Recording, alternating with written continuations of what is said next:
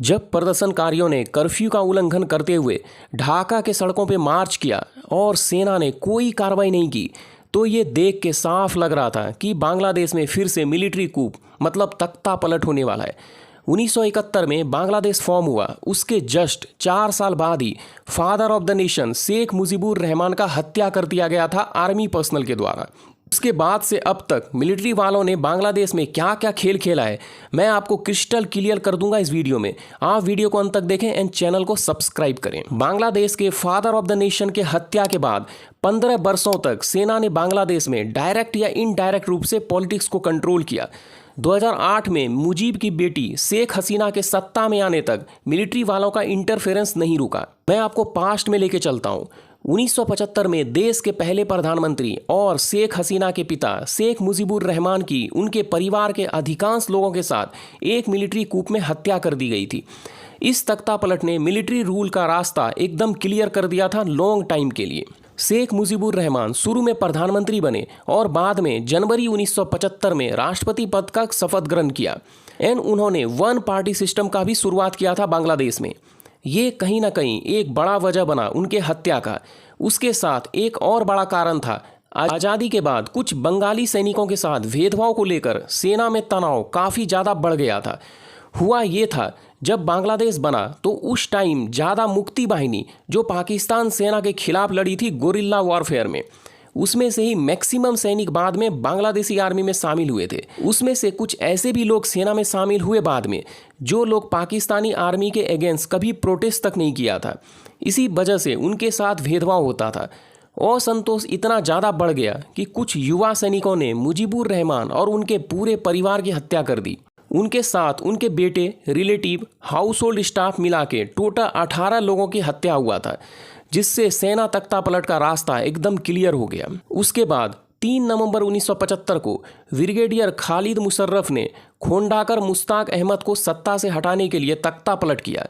ये साहब ज़्यादा दिन तक पावर संभाल नहीं पाए एंड 7 नवंबर 1975 को left wing army personnel and जातीय समाजतांत्रिक दल के लीडर्स ने साथ मिलकर तख्ता पलट किया। उसके बाद खालिद मुशर्रफ का हत्या भी कर दिया गया था और जियाउर रहमान को फ्री करके उन्हें सत्ता दिया गया। फिर 30 सितंबर से 2 अक्टूबर 1977 में मल्टीपल असैसिनेशन अटेम्प्ट हुआ जियाउर रहमान पे, जिनमें से JL फ्लाइट 472 का हाईजैकिंग भी शामिल था। उसके बाद 30 मई 1981 में जियाउर रहमान का असैसिनेटेड कर दिया गया था चिट्टोंग में बाय आर्मी ऑफिसर्स। उसके बाद नवंबर 1982 में रहमान के उत्तराधिकारी अब्दुल सत्तार को हुसैन मोहम्मद इरशाद के नेतृत्व में एक ब्लडलेस मिलिट्री कूप हुआ, जिन्होंने शुरू में as chief martial law administrator and उसके बाद खुद को प्रेसिडेंट बना लिया।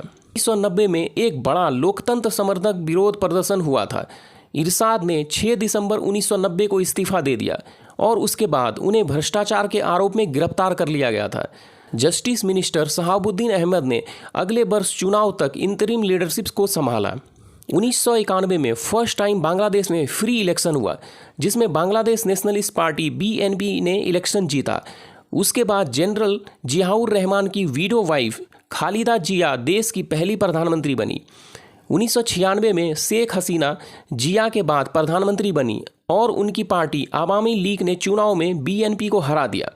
BNP ने 2001 में फिर से सत्ता हासिल किया। खालिदा जिया एक बार फिर से प्रधानमंत्री बनी और अक्टूबर 2006 में अपना कार्यकाल पूरा किया। हालांकि 2007 में सरकार विरोध प्रदर्शन के बीच सेना के समर्थन से राष्ट्रपति इयाजुद्दीन अहमद ने पूरे देश में इमरजेंसी लगा दिया। मिलिट्री के सपोर्ट से उस टाइम जो इंटरिम गवर्नमेंट चल रहा था, उसने शेख हसीना और जिया दोनों को भ्रष्टाचार के आरोप में जेल में डाल दिया।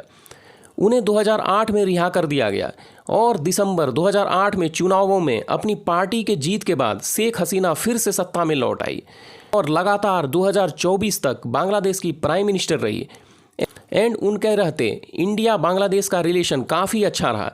देखो, शेख हसीना का पर्सनल लाइफ में इंडिया का बहुत बड़ा कंट्रीब्यूशन है। जब उनके फैमिली का हत्या हुआ था तो उस टाइम वो अपने हस्बैंड के साथ जर्मनी में थी एंड वहाँ से जब वो रिटर्न आई थी तो सबसे पहले इंडिया में आई एंड इंडियन गवर्नमेंट से हेल्प मांगी। उसके बाद ही वो बांग्लादेश गई थी एंड अपने पार्टी आवामी लीग को संभाला। वो उस टाइम 6 साल तक इंडिया में रही थी इंडियन गवर्नमेंट के प्रोटेक्शन में। अभी भी शेख हसीना मिलिट्री वालों के पास्ट रिकॉर्ड को देख के समझ गई कि कंट्री छोड़ना ही सही रहेगा, अदरवाइज उनका भी असैसिनेशन हो सकता है जैसे उनके पूरे फैमिली का हुआ था। प्रोटेस्ट रिजर्वेशन के अगेंस्ट चालू हुआ एंड शेख हसीना के रेजिग्नेशन एंड मिलिट्री रूल तक चला गया। पब्लिक एड्रेस में army chief general Waqar uz Zaman ने कहा, I am taking all responsibility of the country, please cooperate as Hasina departed the country. We as a Indian यही चाहेंगे कि शेख हसीना एंड उनके पार्टी का कंट्रोल रहे बांग्लादेश में। बाकी का देखते हैं आगे क्या होता है। मिलते हैं अगले वीडियो में।